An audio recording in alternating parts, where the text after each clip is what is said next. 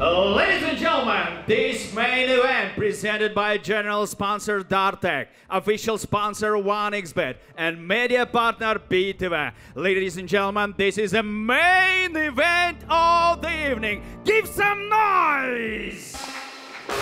5th round of NFC in Bantamweight division. Introducing a person fighting out of the blue corner. He stands 176 centimeters tall. Official weight in 61 kilograms. Professional record of the fighter: 4 wins, 1 defeat. Ladies and gentlemen, fighting out of Osh, Kyrgyzstan, the challenger, Ayshiget Erkebayoğlu.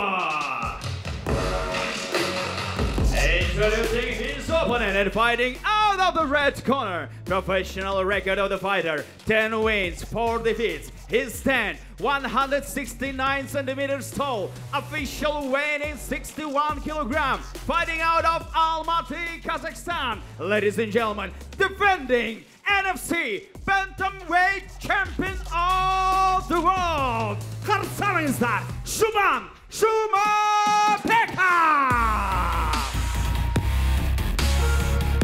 The referee, chart the action, Aqtileu Askerbayoğlu.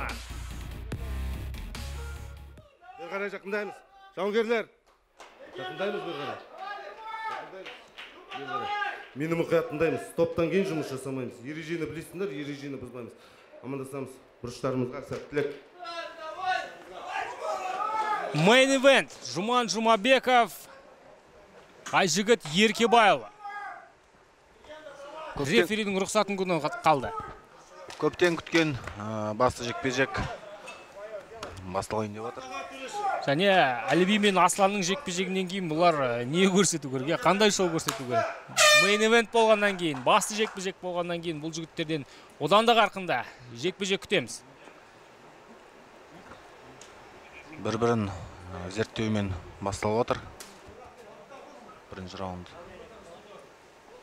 Лоу кик, және соққы алмасы үлгерді. Жұман бірден ығыстыра бастады қарсыласын.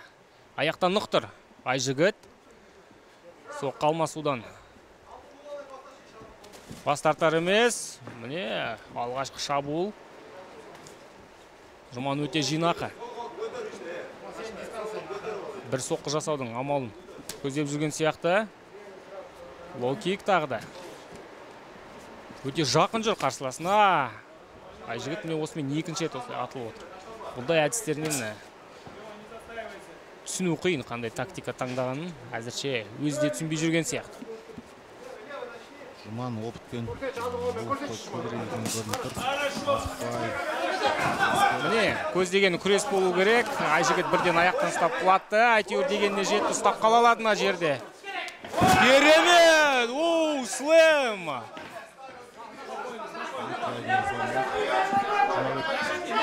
Жұман қалы жерде тұрып өзін көрсету керек.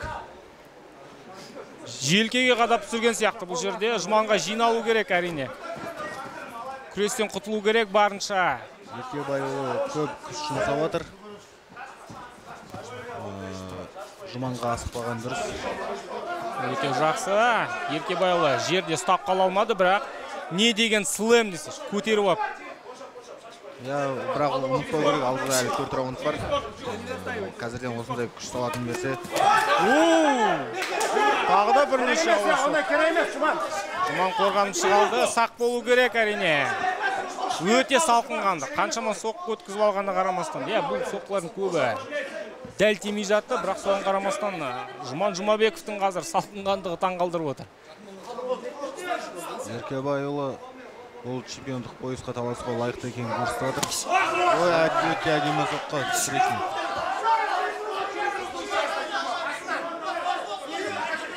Жұманның удары жақсы деген сияқты. Тіпті кейбір сәттерде қолын төмен ұстап жүрген байқап отырмыз. Жұманның өте сенім. Айжігіттің жаңағы соққыларынан кейін түсінген болу керек, бірақ соған қарамастан сақ болу керек әрине. Жұманға алдың қолмен стрейчинг боковой кірді. Артқол. Өте жақсы. Тағы алдыңғы боковой. Аперкот қазір қарсы алды. Айжігіттен күрес күтеміз. Жерге ақ қол лақтырады, жерге Жұман қазір Айжігіттің күреске кірген күтіп отырған болу керек. Тағы да апперкот, тиген жоқ. Екі спортшы бір-бірін жақсы сезіп отыр. Иә, бір-бірлерінің жоспарларын енді түсіне бастаған сияқты, иә? Иә. Жұман алдыңғы боковой жақсы кіріп отыр. Соны жасырын түрде. Не тағы да. Ой, бұндай соққыларды өткізе беретін болса, құлаққа қалуы мүмкін Айжігіт. Жұманның осындай бір қасиеті бар. Осылай соққы алмасқан жақсы көреді. Жақсы ма, жаман ба, бұны енді өздеріңіз шешесіздер, бірақ бұл отпен ойнау ғой. Иә. Жұманға алдыңғы боковойдан кейін апперкот тықса, әдемі тиетін деді деп ойлап тұрмын. Жұман өзі өткізіп алды.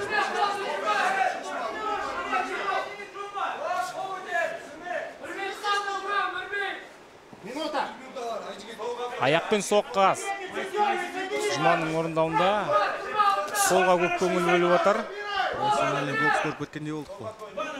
Иә, Жұманның айтпақшы кәсіпқой бокста да тәжірибесі бар. Қателеспесем, рекорды 1-1 болу керек.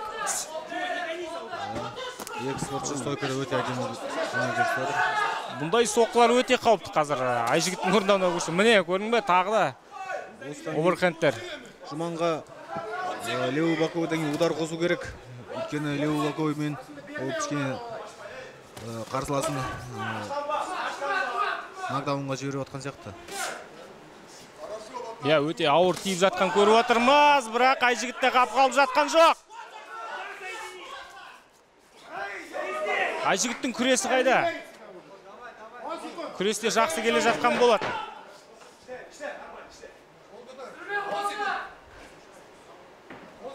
Соңғы 10 секунд.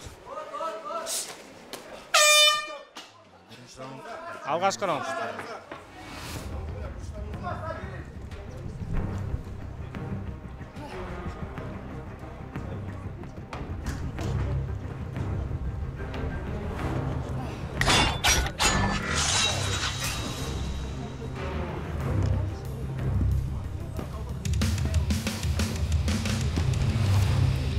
Динамичный раунд такой прошел в исполнении обоих спортсменов. И взгляните на этот слэм, который провел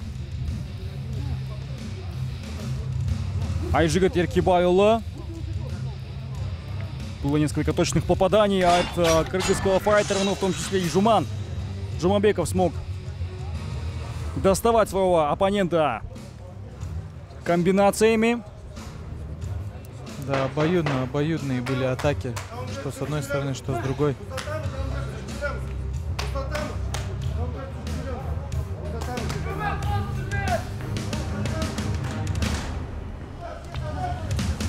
Итак, ждем начала второго раунда этого поединка. Напомню, что 5 раундов по 5 минут нас ожидает в главном событии сегодняшнего вечера. Жуман Жумабеков проводит свою первую защиту пояса чемпиона в этой весовой категории.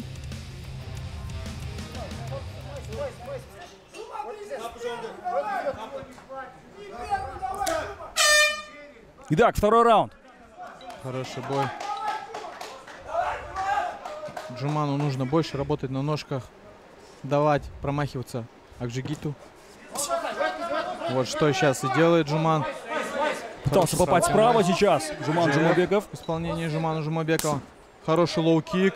Даже каф-кик можно назвать этот удар, потому что был ниже. О, хороший правый прямой. Прошел от Жумана. Джеб. Джеб. В исполнении Еркебайұлы. Пока что выжидает каких-то действий Жуман Жумабеков. Отличная комбинация от претендента, но в защиту приходятся все удары. Да, все удары в защиту. Снова низкий лоу-кик от чемпиона. Хороший джеб. Ох, левый попадает боковой, навстречу! попадал. По всей видимости, потрясен был Айжигит. Да, Да, потрясен все еще. Попал левым боковым, но при этом ответил Супермен панчем таким неприятным. Да, по всей видимости, все еще не может прийти в себя. Очень нестабильно держится на своих ногах Айжигит. Вертушка в исполнении Акжигита. Хороший каф-кик. Снова низкий лоу-кик. Левый боковой отлично. Проходит. Такая вот открытая рубка.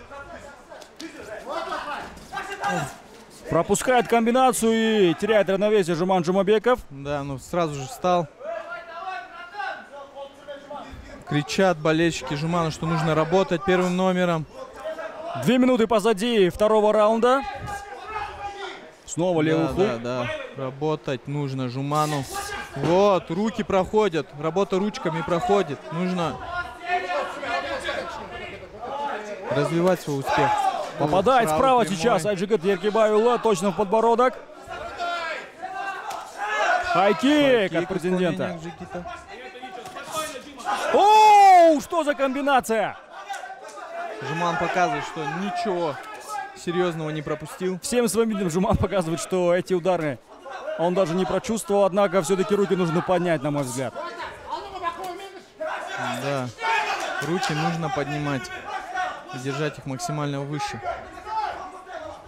Кричат угловые Жуману Жумабекову, что нужно двигаться, не стоять на удобной дистанции Акжигита.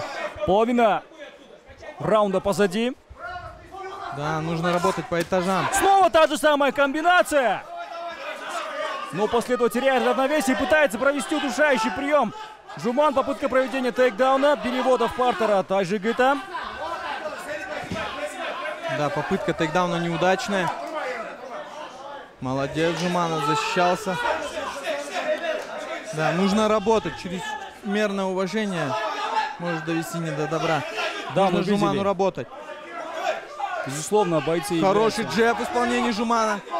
Нужно развивать успех. Нужно развивать успех в ударке. Видно, тяжело задышал. Оу, еще раз! Та же самая комбинация, не самая, скажем так, хитрая, примитивная комбинация из правого бокового и левого хайкика.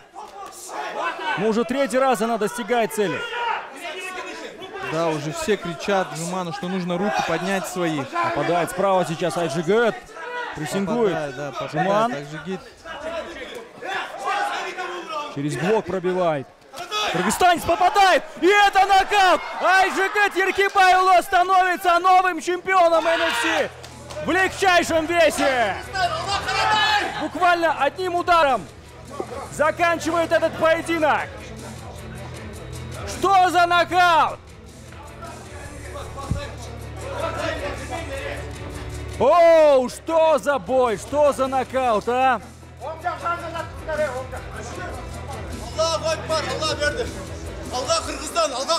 Раз за разом попадал.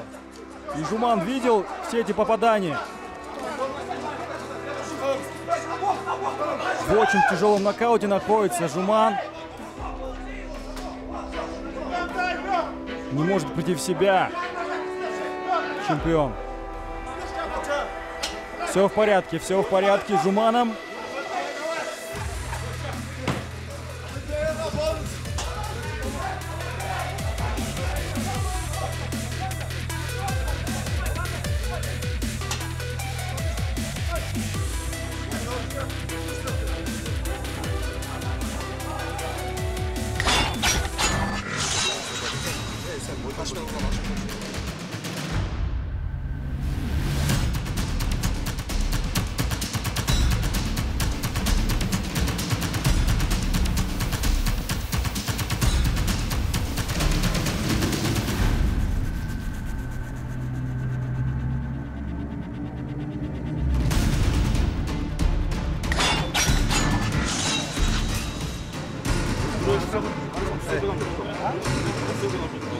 Қырғыз елінің дуасының артында келіп жатады.